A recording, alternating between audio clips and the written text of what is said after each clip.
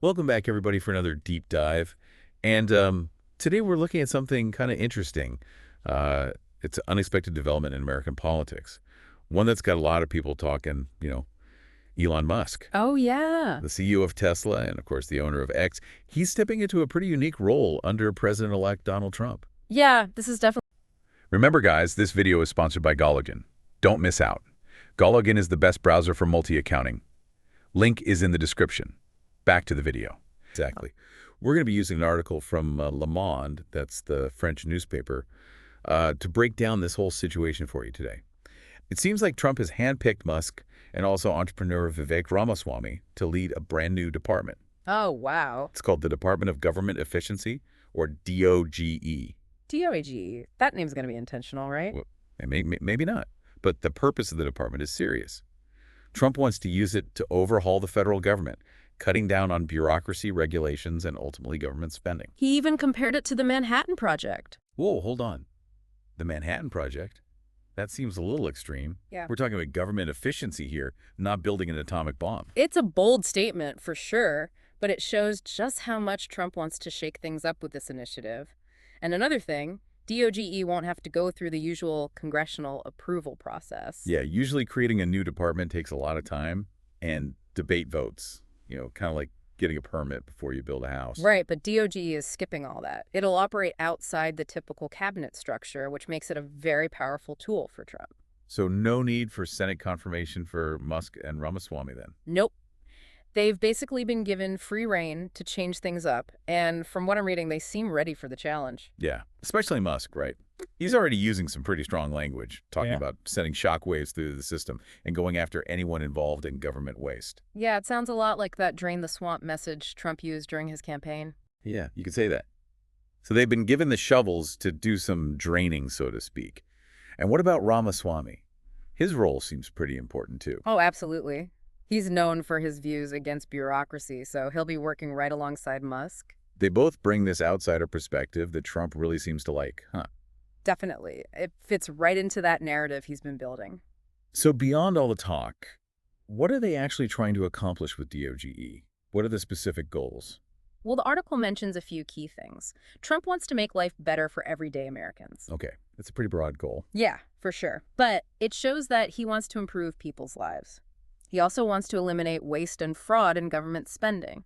I think a lot of people would agree with that one. Right. And finally, he wants to align the government more closely with his America First principles. Okay, so that phrase, America First, it's been a hot topic. Definitely. It means different things to different people. For some, it's about focusing on national interests and being self-reliant. Right.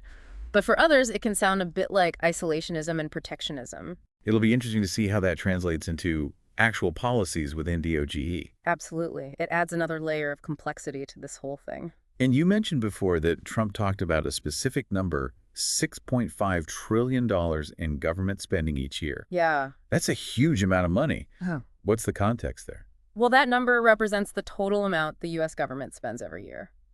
Reducing federal spending has been a goal for a lot of Republicans for a long time. They argue that it's often bloated and inefficient. Exactly. So in a way, this initiative aligns with those broader fiscal conservative ideas. Okay. But going back to DOGE, do you think this is even realistic? Can they really make these big changes, especially without going through Congress? That's the big question. A lot of experts are wondering about that.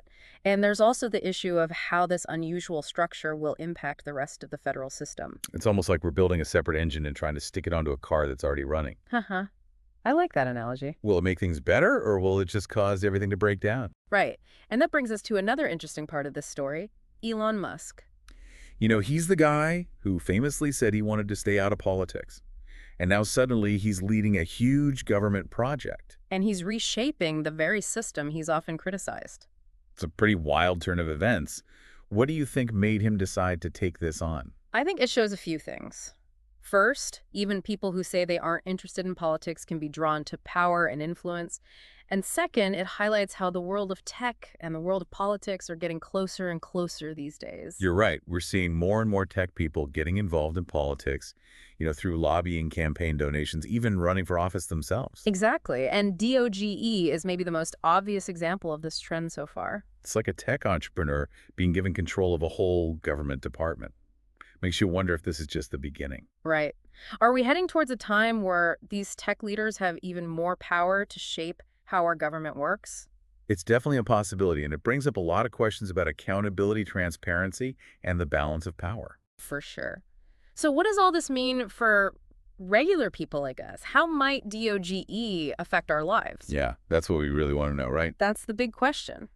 We'll dive into those potential impacts in a bit. Okay, sounds good. But first, I think it's important to remember that we're talking about real people whose lives could be affected by these decisions. You're absolutely right.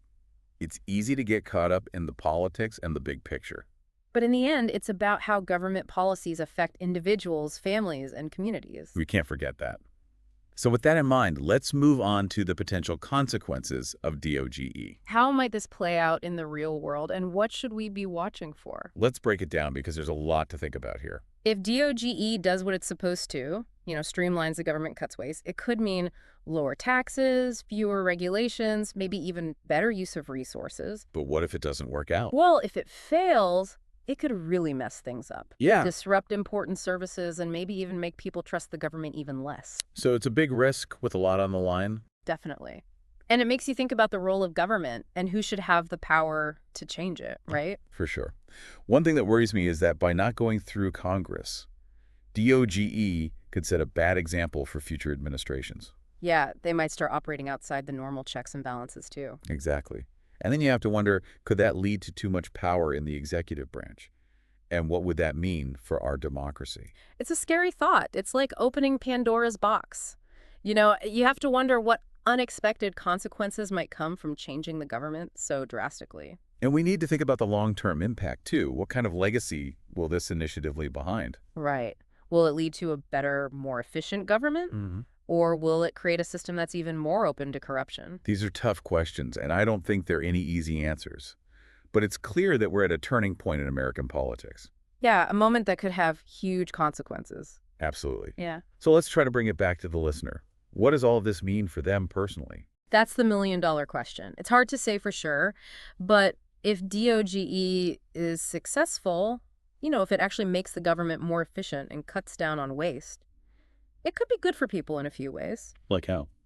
Well, it could lead to lower taxes, for one. Okay, makes sense. Maybe fewer regulations on businesses, and, potentially it could even lead to resources being used more effectively. So basically a more streamlined and effective government? Yeah, exactly. But on the other hand, if it doesn't work out, if it fails, Yeah, what the? well, it could lead to a lot of chaos and disruption. Important services could be affected, and people might end up trusting the government even less than they already do. So there are definitely some risks involved. For sure. And it really highlights the importance of citizen engagement. People need to stay informed, make their voices heard. Absolutely. We can't just sit back and let things happen. We need to hold our leaders accountable and demand transparency. Right. And I think that's one of the key takeaways from this whole situation, regardless of what happens with DOGE. This situation has really shone a light on the power dynamics at play in our government and the need for active citizenship. Exactly. And it reminds us that the future of our country is ultimately in our hands. Well said.